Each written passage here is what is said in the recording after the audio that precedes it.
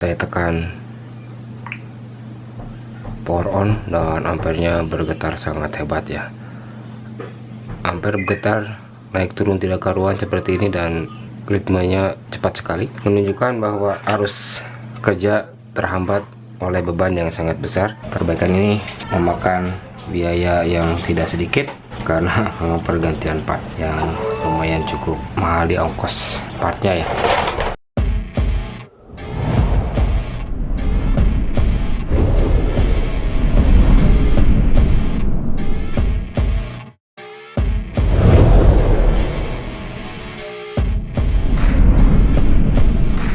Dan kembali lagi di channel Aquatronic Labs. Di video kali ini saya sudah membongkar unit Redmi Note 7. Ini kiriman dari Bali ya. Terima kasih telah mempercayakan servisnya kepada saya. Unit datang dengan kondisi mati total, X perbaikan, yang mana kondisinya saat ini kalau di arus power supply, ini saya pasang dulu untuk arus P-mainnya. Saya tekan power on dan ampernya bergetar sangat hebat ya.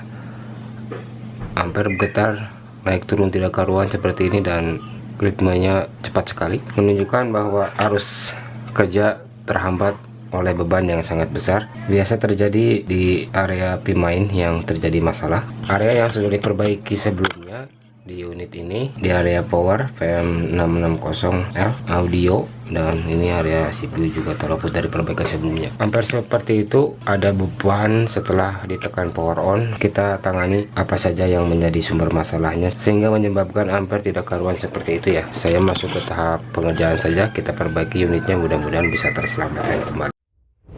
Dan oke, ini saya mulai masuk ke proses tahap perbaikan saja, yang mana terlihat area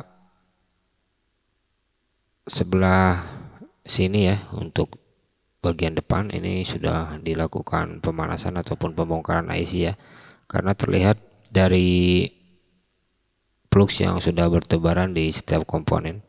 Dan ini untuk IC power juga terlihat sudah mengelupas. Untuk melakukan pengecekan keseluruhan part, ini saya lakukan pembongkaran kaleng cover penutup IC ya, dan ini untuk cover RF-nya juga sudah terlepas dengan begitu mudah, artinya sudah dilakukan perbaikan juga. Dan perlahan saja untuk pembongkaran cover ini jangan sampai ada komponen kecil yang ikut terangkat ya. Perhatikan baik-baik, jangan sampai lengah dan jangan terlalu tergesa-gesa. Perlahan saja, yang penting pasti. Ini cover kaleng penutup IC sudah terangkat dan saya bersihkan keseluruhan komponen dari plugs yang menempel agar terlihat semua komponen dan bisa dilakukan pengecekan. Di sini saya tertuju pada IC power, yang mana ini sumber output yang menyalurkan supply dari tegangan pibet ya, yang mana dari sini sumbernya, dan ini terlihat memang sudah seperti ini. Jadi ini saya lakukan pengangkatan. Lanjut, ini saya bersihkan sisa timah yang masih menempel sampai benar-benar bersih, agar pemasangan IC berikutnya bisa mudah ya, tanpa terganggu oleh sisa timah yang belum rata. Bersihkan sampai benar-benar bersih, tidak ada bekas timah yang masih menggumpal ataupun melonjol. Ini saya siapkan IC power baru untuk mengganti IC yang aslinya ini ya. Ini saya sudah lakukan rebaling untuk IC power barunya dengan seri PM660L ini. Di sini itu IC charging, backlight, dan supply secondary ya. Jadi IC ini fungsinya banyak sekali. Untuk pemasangannya, tepatkan ke posisi yang sudah ditentukan, pastikan pemasangan presisi, tidak ada kesalahan. Dan ini IC yang lamanya sudah tidak dapat digunakan lagi, dan pergantian IC power selesai, namun perbaikan belum bisa selesai ya. Perbaikan masih berlanjut. Ini saya angkat untuk IC MMC. Ini untuk mengecek kondisi apakah sumber shortnya itu ada di IC IMMCK. Kita bongkar dan ini sudah terlepas ya. Bersihkan sisa timah di bagian MMC, lalu saya cek untuk IC MMC ini di box, dan untuk IC MMC ini masih baik, dalam arti tidak cacat ya, dan bukan IMMC ini yang menyebabkan tegangan bergetar. Perbaikan berlanjut mengarah ke IC utama, yakni IC CPU. IC ini menjadi target terakhir setelah pergantian IC power dan pengecekan IC MMC ya. IC CPU ini sudah terlepas beban tinggi, memang akibat output dari supply tegangan IC power tersendat ataupun tidak mengalir dengan semestinya ya. IC CPU ini sudah terangkat dan ini saya ganti dikarenakan beban power loadnya itu terlalu tinggi dan bersumber dari IC ini ya. Ini saya siapkan IC CPU baru dengan seri sama. Untuk IC CPU ini saya ambil dari seri yang sama, bukan new ya, karena ini banyak persamaan. Seri SDM 660 ini banyak persamaan di seri-seri yang lain. Tidak saya ganti dengan IC yang baru. Pasang secara tepat IC yang sudah dilakukan rebaling. Untuk IC baru maupun IC bekas wajib dilakukan rebaling agar mempermudah saat pemasangan dan timahnya pun kembali press ya. Dan IMMC Micron tidak dapat di full clean RPMB, jadi saya ganti sekalian untuk IC MMC nya agar bisa sinkron dan dapat normal kembali nantinya kalau dilakukan flashing setelah dipasang dengan tepat ya.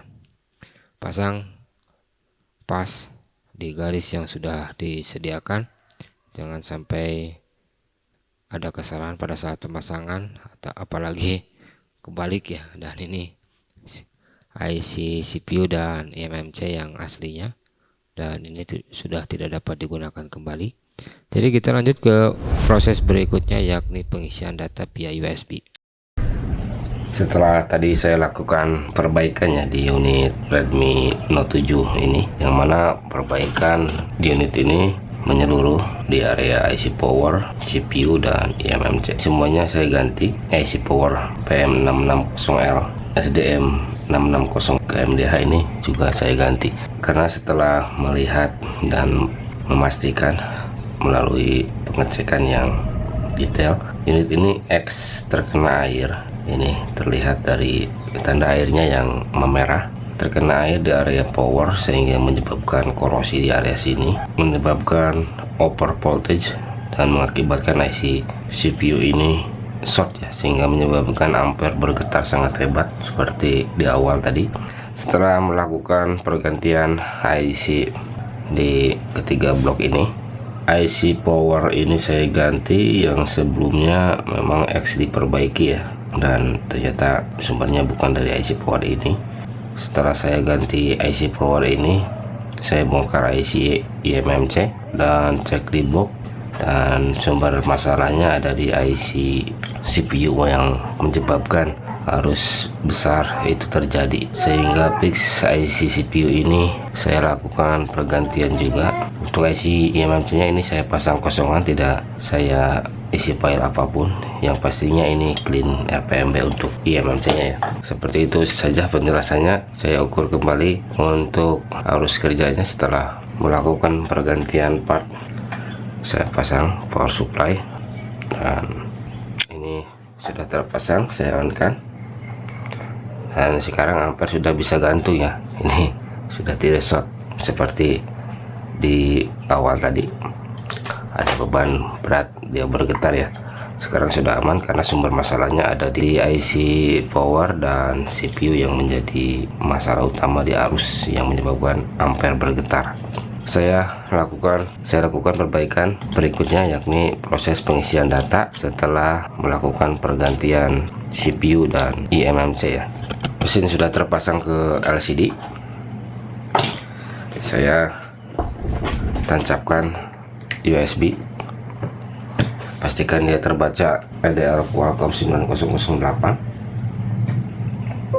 Nah, ini dia sudah terbaca ya. Untuk mulai flashingnya di sini saya gunakan J3X. Ini saya gunakan J3X eMMC tool dan pilih source ke 9008 dan connect.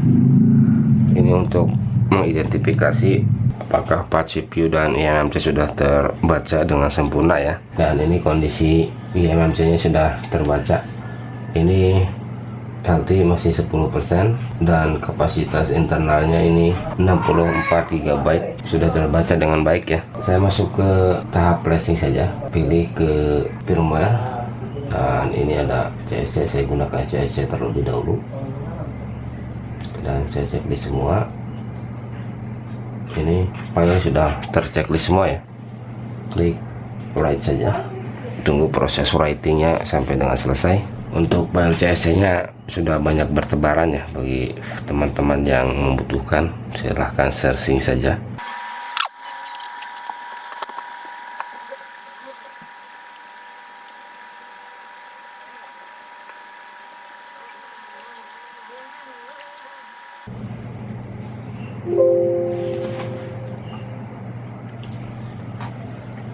Dan ini proses flashing selesai ya. Kita lihat hasilnya. Ini saya cabut dulu USB sama baterai, saya tancapkan kembali baterainya, kemudian tancapkan kembali USB. Apakah dia sudah bisa menyala? Nah, ini dia sudah bisa menyala, artinya perbaikan di ketiga area sudah sempurna ya. File pun sudah cocok, tinggal kita tunggu sampai dia masuk ke menu awal CSC room ya. Ini sudah bisa masuk ke menu Engroom ya. Ini masih seperti ini, ROM Android original. Kapasitas 64 GB. Kita sinkronkan antara CPU dan eMMC agar RPMB nya menjadi not clean. Harus kita sinkronkan agar terkena update software secara otomatis dia tetap aman. Saya buka kembali untuk toolnya. Di sini saya gunakan minimal ADB passboot ya. Saya buka dulu. Nah, ini minimal ADB passbootnya sudah terbuka dan ketik perintah ADB device. Nah, ini ADB nya sudah terbaca ya. Ketik lagi perintah ADB cell. Nah, ini sudah masuk perintah super user dan ketik juga perintahnya ini panjang.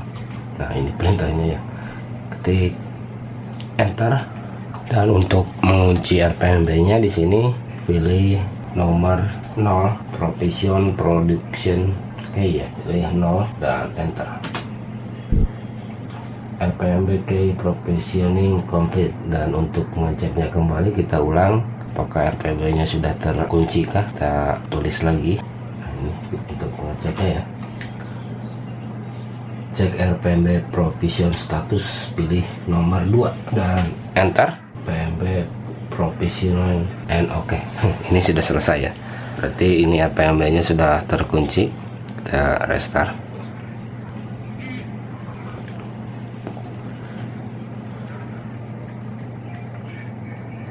Ini unit sudah bisa masuk lagi ke menu awal ya. Tinggal kita masuk ke proses perbaikan IMEI ya. Setelah semuanya tadi selesai dilewati proses sinkron RPMB ya, kita masuk ke writing IMEI. Ini IMEI-nya masih 0 dan belum dapat digunakan. Sebelum writing IMEI, unit ini untuk RSA ID-nya harus dimodifikasi dulu ya. Nanti saya fotokan RSA ID-nya agar setelah di writing IMEI tidak terjadi NP data corrupted seperti itu ya.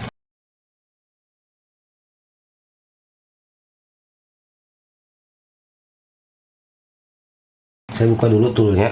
untuk mulai merepair emailnya. Ini UP Android Toolbox-nya sudah terbuka. Saya gunakan versi 1779 ya. Klik identify. Ini untuk mengidentifikasi ADB-nya ya. Nah, ini sudah terbaca untuk ADB device-nya, dan pilih di sini untuk platformnya diisi, pilih enable diag. Pastikan diagnya sudah terbaca di UP ya. Diagnya sudah terbaca, klik read saja, masukkan, dan untuk write KCE-nya saya gunakan ini. Saya buka KPST tool untuk menulis KCE-nya ya. Pilih select port dan pilih port yang sudah diidentifikasi tadi oleh UP dan klik OK. Masuk ke tool KCN backup and restore, lalu pilih file KCN-nya ya. Ini saya pilih XKCN dan restore KCN. Nah, ini proses restoring KCN sudah mulai berjalan. Kita tunggu saja sampai dengan selesai.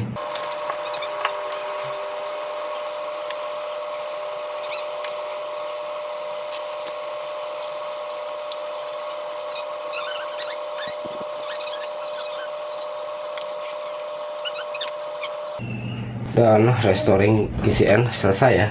Kita kembali lagi ke UP nya, masuk ke UP Android Toolbox,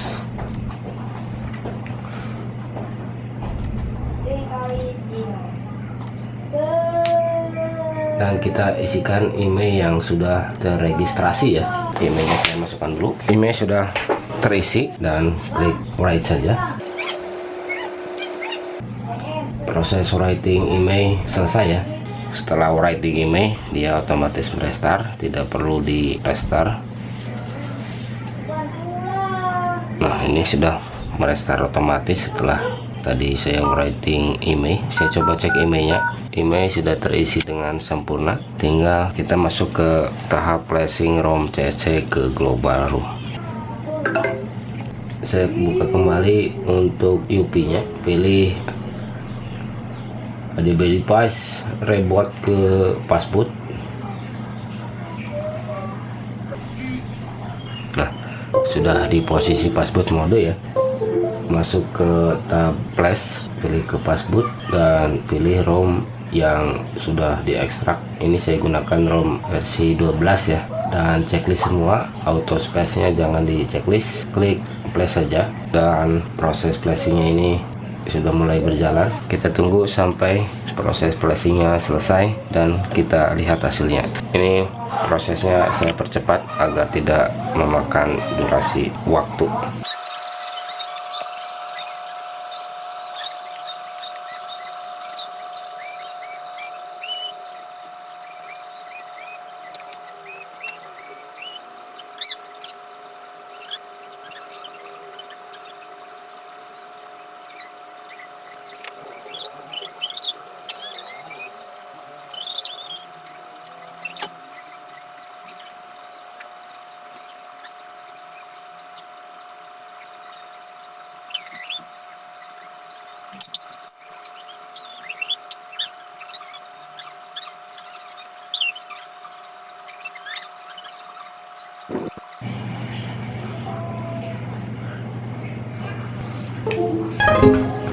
Proses flashing selesai ya. Kita lihat apakah dapat masuk ke room global kah untuk unitnya ini setelah melakukan flashing. Nah, ini sudah masuk ke booting yang kedua, artinya proses flashing sudah sempurna. Oke, dan unit pun sudah bisa masuk ke pilihan awal bahasa. Berarti proses flashing dari ROM CSC ke ROM global sudah sempurna. Saya next sampai dengan selesai.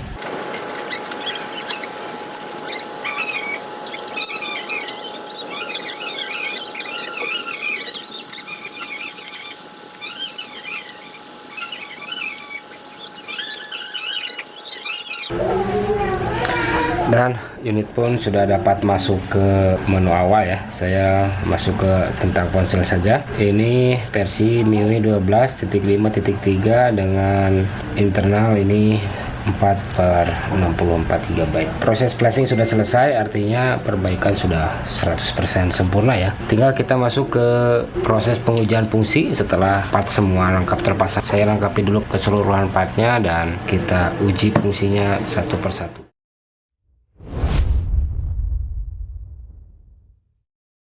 Oke, dan ini keseluruhan part sudah saya lengkapi ya.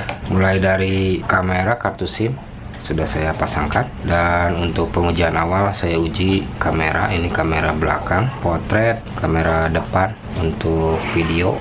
Cek. Fungsi keseluruhan kamera aman, normal, tidak ada masalah. Jaringan ini WiFi center nyala ya, Bluetooth. Untuk WiFi terhubung. Ini jaringan sudah keluar. Saya coba cek jaringan RG-nya. Ini untuk earpiece normal dan speaker utama normal ya. Berarti semua fungsi sudah normal semua. Dan mungkin perbaikan ini saya akhiri dengan kasus Redmi Note 7 yang mana kerusakannya ini sangat parah. Masuk awal short, ternyata short di CPU, dan saya ganti CPU, power, sekaligus IC eMMC nya ini ya, saya ganti semua, dan sekarang unit pun sudah normal, aman, dan siap untuk digunakan kembali. Perbaikan ini memakan biaya yang tidak sedikit karena memang pergantian part yang lumayan cukup mahal di ongkos partnya ya. Redmi Note 7 perbaikan, pergantian CPU, eMMC, dan IC power selesai. Dan untuk yang punya unit, terima kasih telah mempercayakan servisnya kepada saya, dan bila ada salah pengerjaan maupun salah kata di video ini silahkan koreksi di kolom komentar. Sekian dan terima kasih.